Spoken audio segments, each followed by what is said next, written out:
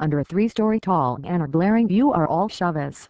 Jorge Rafael Hernandez crouched low with a can of spray paint, outlining on a wall a black heart and the words "and long live Chavez." He and his 3-man crew had already sprayed some 20 murals over the past week all over the 20 Row slum where support for the late President Hugo Chavez, their commandante, remains rock solid even after his death Tuesday.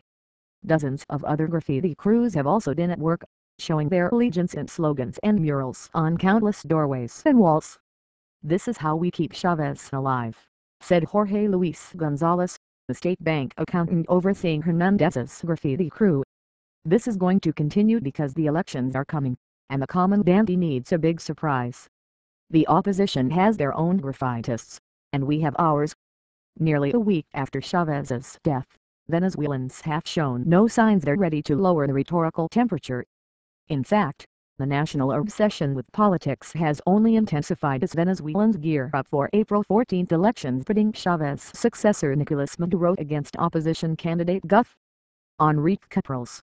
All over this gritty capital built amid rolling hills, evidence of more than a decade of political warfare over Chavez and his socialist legacy is everywhere, from murals and billboards to even the t-shirts and caps worn by people in the city's chaotic streets.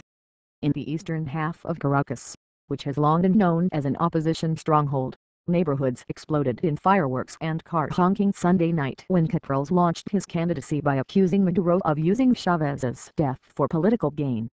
On the back of a barbecue shack in the neighborhood of Marquez, a mural with orange and yellow flames pleaded something different. While Capriles' youthful face looked out of graffiti stenciled here and there on surrounding blocks, Chavez's images were conspicuously absent. "I'm thinking that we'll have continuity for 3 years, more or less, and then real democracy will come," predicted Jose Garnica, a business owner reading the newspaper in a park bench. He said the government had seized an apartment building he owned in the city center to house poor families and had only offered to pay him a pittance for it. He is still fighting to receive full compensation. "This population is split 50-50, Garnica said, "and the government has fooled much of the poor here. What we need now is a change of government, not a socialist government but a democratic one." For Jose Escobar, the plan for the future should be exactly more Chavez. Dressed in the late president's trademark red, he was drinking beers with fellow true believers in a plaza covered with graffiti images of the late president, despite a ban on public alcohol consumption during 7 days of mourning. "We will live and we will fight," Escobar pledged, echoing a phrase used often by Chavez during his battle with cancer. "All the social programs must continue. To be sure, the government has worked hard to keep the political fever high, as it rallies behind Maduro's candidacy." Graffiti artist Reynaldo Rodriguez, who was helping Gonzalez, said they had received paint and other materials directly from an army colonel to paint pro-Chavez slogans all over the slum, a violation of a constitutional ban on the military from engaging in politics. Banners pledging loyalty to Chavez hang from dozens of public housing towers and government buildings, while the displaying of Chavez's embodied body in the Army's military academy has turned into a running celebration filled with folk bands and thousands of weeping adherents. "The government has been very clear and upfront that the media strategy is extremely important," said David Smiled, the senior fellow and Venezuela expert with the think tank the Washington Office on Latin America. "The exposure on Chavez has been very dramatic, trying to keep that sense of him being omnipresent. Yet not everybody was pledging eternal battle."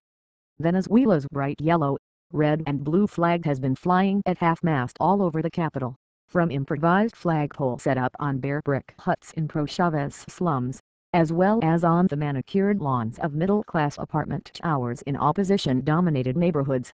Some Venezuelans said they were exhausted from all the attacks and counterattacks, while others who had spent years criticizing Chavez said they mourned the man.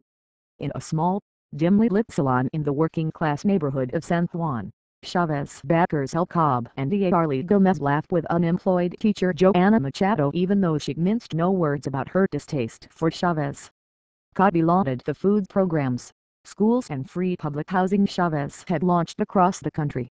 She was wearing an armband and several hair scrunchies emblazoned with the flag's colors in honor of her commandante.